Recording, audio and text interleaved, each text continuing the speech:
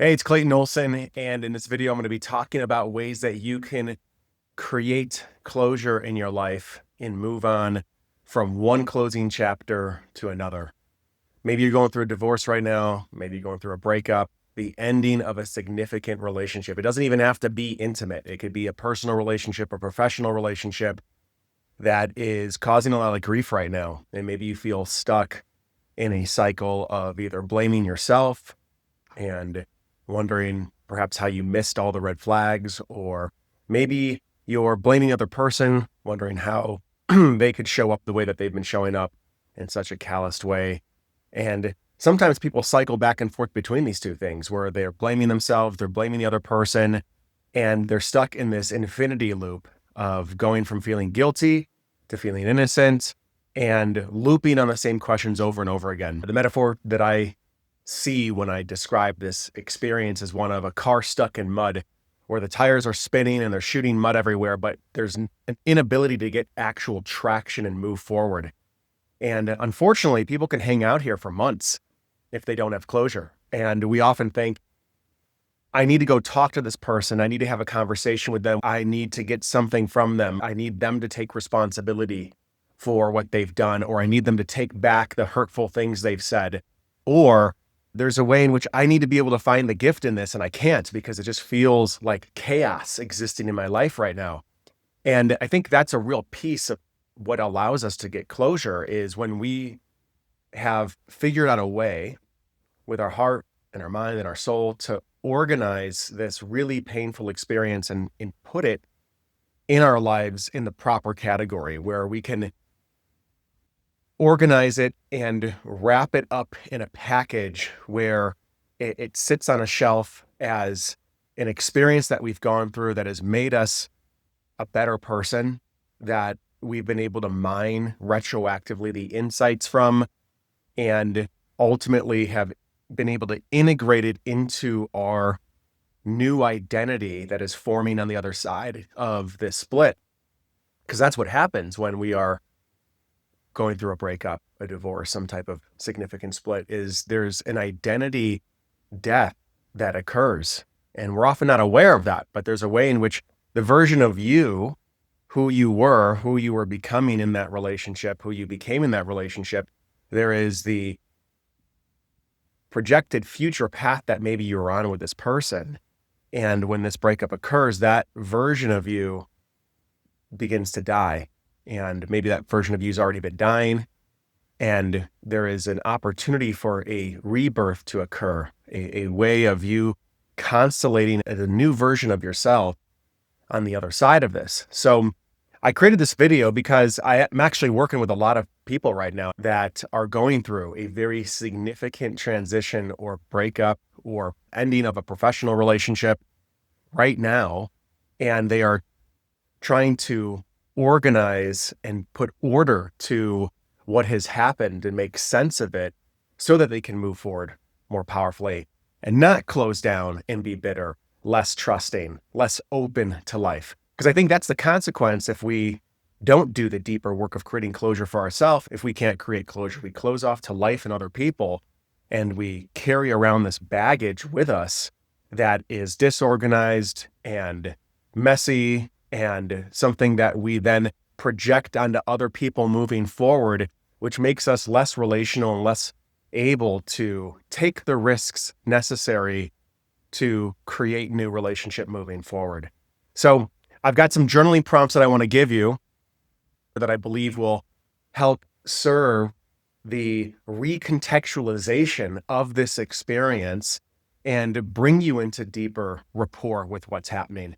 And that doesn't mean it's going to take away your pain, but what I'm hoping for and what I've seen these questions do is help people get traction underneath the spinning that they've been in so that they can start to move out of the mud and they can start to get clearance and more altitude so that they can see the situation from a different perspective. So if this is your first time seeing me, my name is Clayton Olson, and I am a coach who works with people around relationship mastery, communication, leadership. And if this video content resonates with you today, join our vibrant community by clicking the subscribe button below. And I'd love to See you in the comments if there's any questions or reflections that come up. So let's dive into the first question that I have for you. It's going to be, first set is essentially a category of grieving and acknowledging the loss. So the theme is letting yourself really be present with what's ending without judgment. So the first question is, what am I actually grieving? Is it the person, the dream of where we were headed together, or is it a version of myself that I was becoming that I no longer feel I have access to? It might be one of those, it might be all three, but really feel into that and journal on all of these. What am I actually grieving today? The person, the dream, or the version of myself I was when I was with them?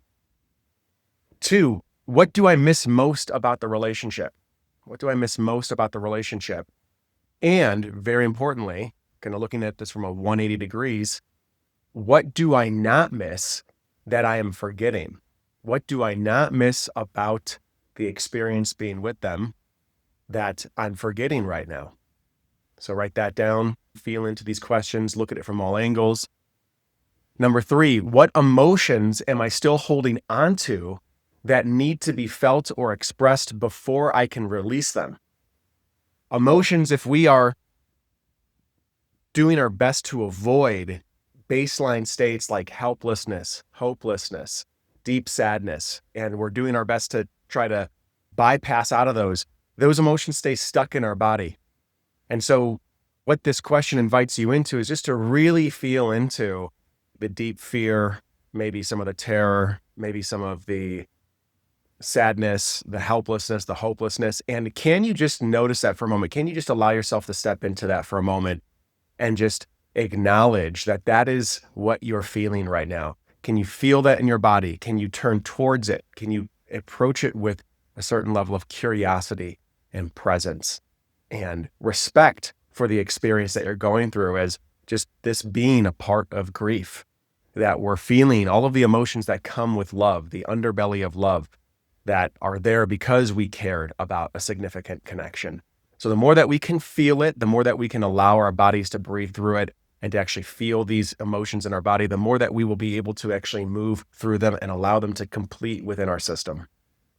The next category is beginning to look at the relationship and see it more clearly, to look at the relationship with more honesty, with more compassion, and to take the fantasy out of it, and also to begin to take the shame out of it as well. So the first question is to name, what is it that I ignored about this person's behavior, or what did I ignore about my behavior that I now am seeing as problematic?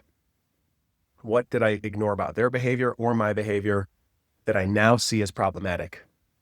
Write those things down. Make a list of them. The next question in this category, what were the reoccurring problems I hope would resolve in the relationship, but if I'm really honest with myself, they likely wouldn't have? What are the reoccurring problems I hope would have resolved in the relationship, but if I'm really honest, they likely wouldn't have? This question puts you into context. It really grounds you with, okay, what are some of the problems where we're just going around and around in circles again that maybe I had hope of them resolving, but they didn't? And if I'm really honest, they likely wouldn't have.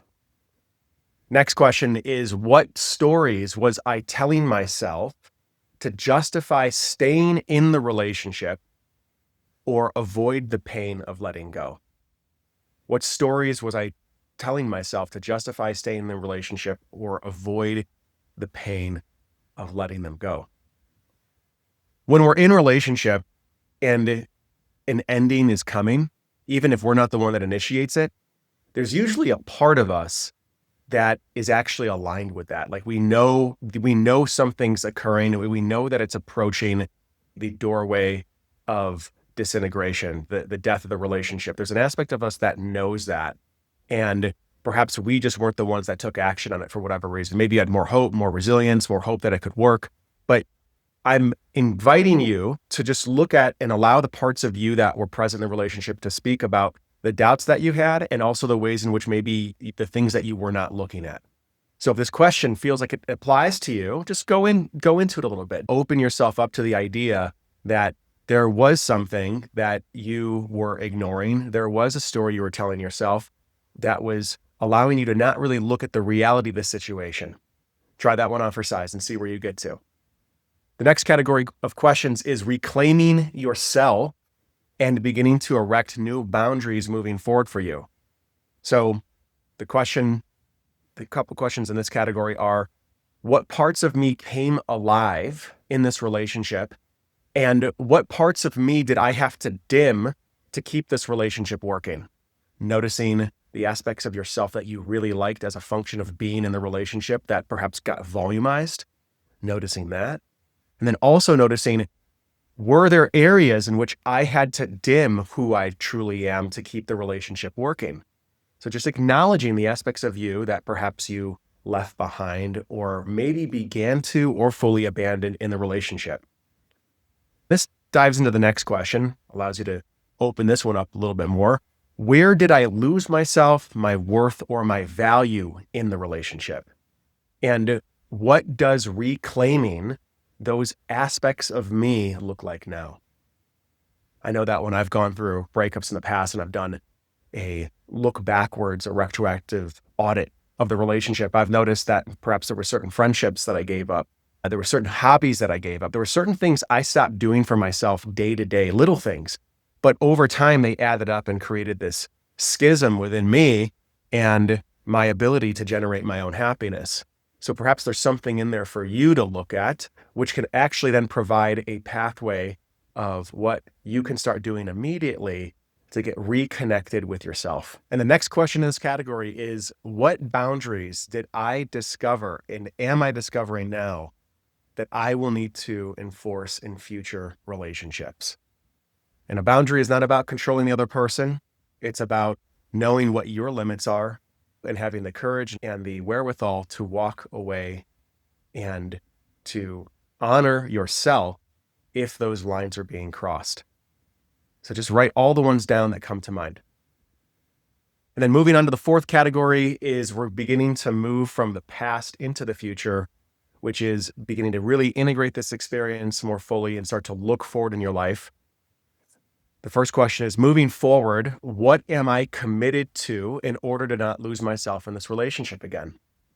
It might be a combination of some of the things that you said above, but clearly state those. What are my commitments to self moving forward? The second question is, if this breakup or this severing of a significant person in my life was an initiation, what is the version of me I want this experience to be a contribution to? If this breakup was an initiation, what is the version of me that I want this experience to be a contribution to? This is really beginning to help your brain switch from life happens to me and I'm a victim of this experience, why me, to wait a second. This experience is actually a portal that is going to open up a completely new version of me to come online. Who and what kind of attributes do I want this person to have? And then finally, the last question of this category is, what will love look and feel like when it's aligned with my healed self moving forward? When I am fully healed and a new version of me, a better version, a 2.0, 3.0 version of me, what is love going to look like then? So these questions are not easy necessarily to answer. And so as I say these, you might realize, wow, I don't have a good answer for this, or I'm noticing I'm having an answer, but I don't really like it. It doesn't feel good. So my invitation is just to go back and journal on these again and again over the weeks to come, the days and weeks to come, and just continue to see that as you get more clarity and perspective, revisit these questions when you're in a resourceful state. If you're going through a breakup right now, you're going to have waves of grief. You're going to have waves that hit you that have you slip into victim consciousness. And then there'll be moments of clarity and relief that you also experience around who you are, and you'll be starting to come back to yourself more fully. Revisit these questions when you're at these states where you have perspective, because there will be more detailed responses and aligned responses that come forth from you.